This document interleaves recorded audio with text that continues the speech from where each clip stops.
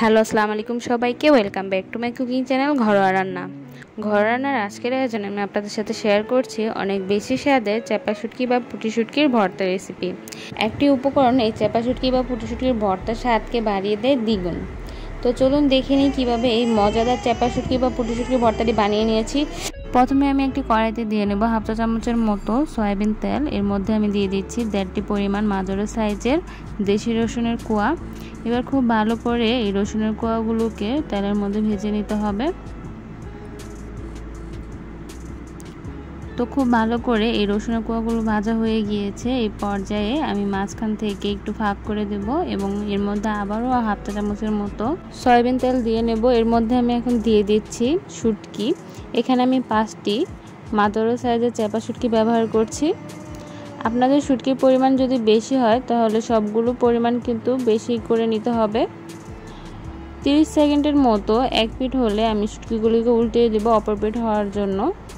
অনেক সময় দেখা যায় যে শুটকি ভাজার জন্য কিন্তু শুটকি ভর্তা খেতে ভালো লাগে না, তো এই পর্যায়ে কিন্তু শুটকিগুলোকে খুব ভালো করে ভেজে নিতে হবে।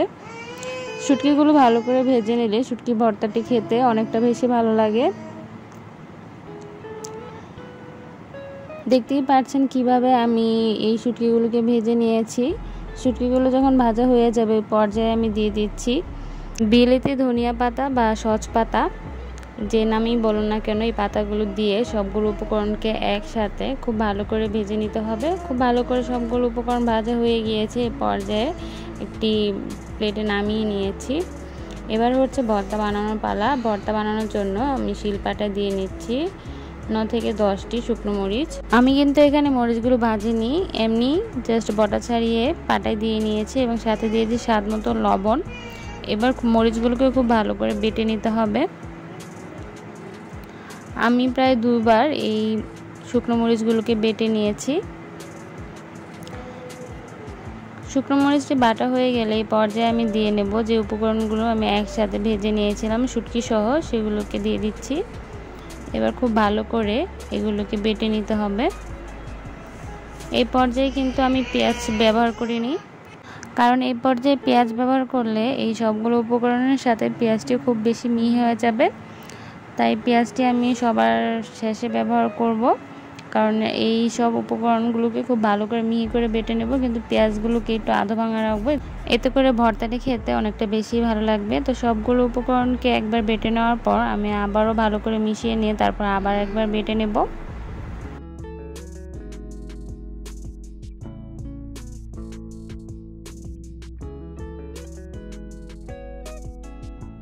দ্বিতীয়বারের মতো সবগুলো উপকরণকে বেটে নেওয়া হয়ে গিয়েছে। এই পর্যায়ে আমি ব্যবহার করব পেঁয়াজ। এখানে আমি 3টি ছোট সাইজের পেঁয়াজ ব্যবহার করছি। ভর্তায় কিন্তু পেঁয়াজের পরিমাণটা ঠিকঠাক না হলে ভর্তাটি খেতে ভালো লাগে না।